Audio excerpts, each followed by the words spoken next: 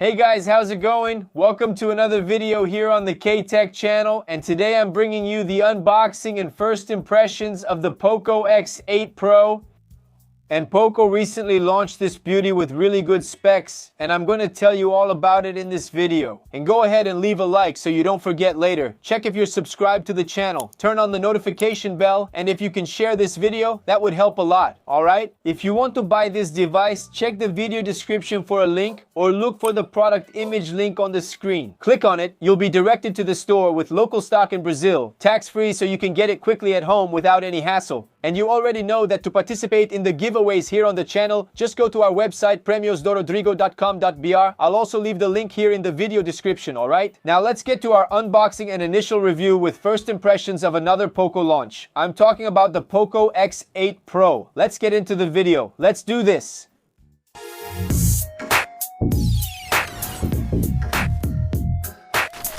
Starting the unboxing, it's a traditional all-black Poco box with the product model highlighted in yellow. On the side label, you have the product version and the IMEI codes. Opening the box, we have a yellow envelope with the SIM ejector tool, a USB-A cable on one end, and a USB Type-C on the other for charging and data transfer.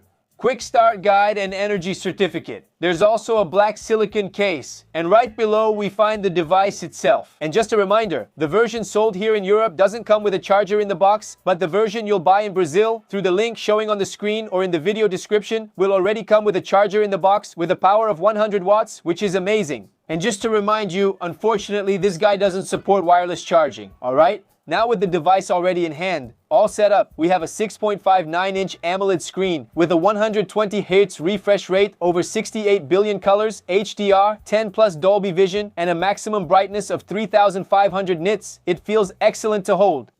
It's also durable, with IP68 and IP69K certification, supporting submersion up to 1.5 meters for 30 minutes and high-pressure water jets. It weighs 201.5 grams and is 8.4 millimeter thick. And this light green color looks beautiful for sure, man. It deserves that nice slap on the back. On the right side, there's the power button and the volume up and down buttons. On the top, there's an infrared sensor and a noise-canceling microphone. On the left side, nothing. And on the bottom, there's a dual nano SIM card tray with 5G support, a microphone, a USB Type-C port, and stereo speakers. The artificial intelligence that comes installed on it is Xiaomi Hyper AI with Gemini integrated, which will be your personal assistant. You'll also find AI-powered writing, background creation, creative assistant, speech recognition, translator, interpreter, subtitles, and searches, all powered by artificial intelligence. As for the battery, we have a 6,500 mAh silicon carbon battery. The performance is very good. It lasts well throughout the day.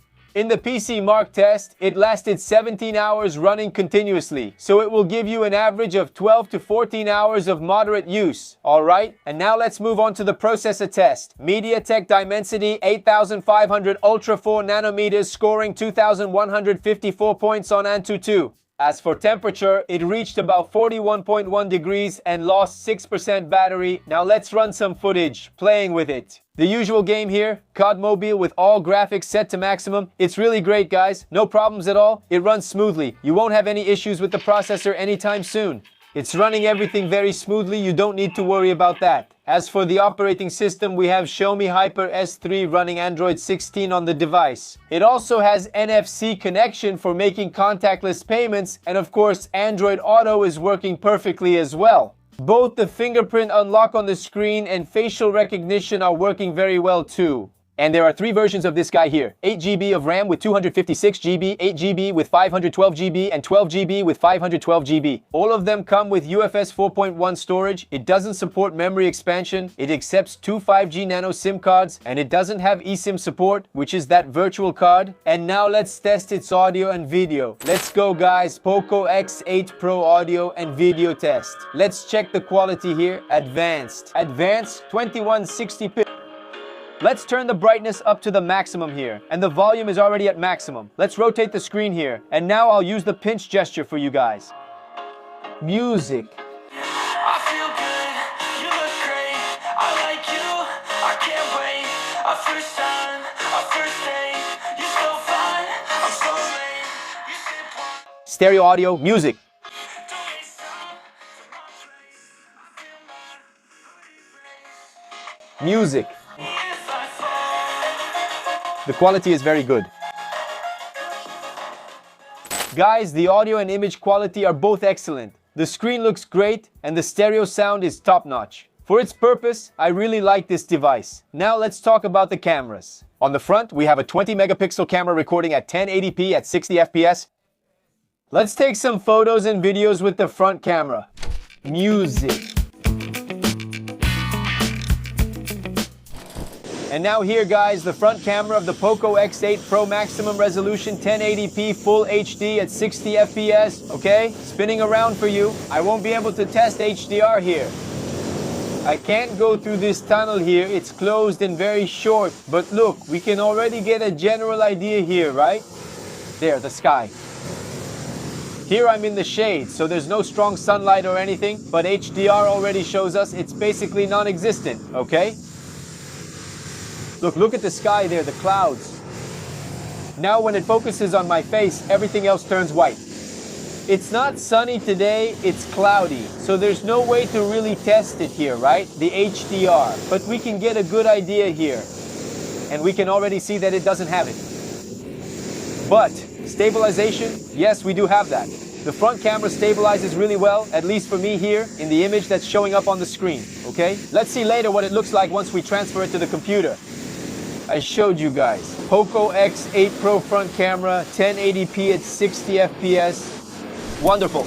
Guys, 20 megapixel front camera, that old familiar basic one from Xiaomi, okay? It doesn't deliver any spectacular or amazing results. It's not an excellent camera, but it is a good camera for your daily use and will serve you very well. It's not a bad camera, far from it, but it's also far from being a top-of-the-line camera, but it's definitely a good camera. Now let's move on to the rear camera. On the back here, there are two cameras, a main one with 50 megapixels and a second 8 megapixel ultra-wide. Remember that the 50 megapixel camera has OIS stabilization.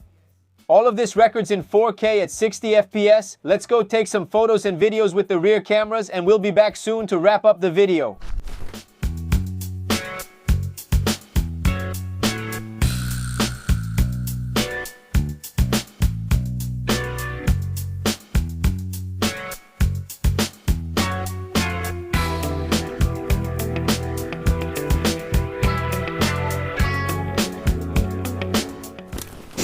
So here guys, the rear camera of the Poco X8 Pro, the quality here is very good. 4K at 60 FPS maximum resolution. Let's check out the zoom here. The wide angle doesn't open and its maximum zoom goes up to 6x. Look at how it stabilizes. That's really cool, isn't it? Very good, very good. Going back to 1x now, focus. Quick here, smooth, nice. Let's walk a little bit here, holding only with my right hand. Very good stabilization, very good. And there it is for you. Look, top stabilization at 4K 60 FPS, Poco X8 Pro for you. Wonderful. Now we have the shot steady function activated, which is maximum stabilization. Then it drops to 1080-30 FPS, okay? Let's walk a little more here. Same thing. Holding it only with my right hand. It really feels like I'm using a gimbal. Really cool. Let's stop here now. Let's check the focus. It's really good too. We can zoom in here up to 6x. Look how stable this is, huh?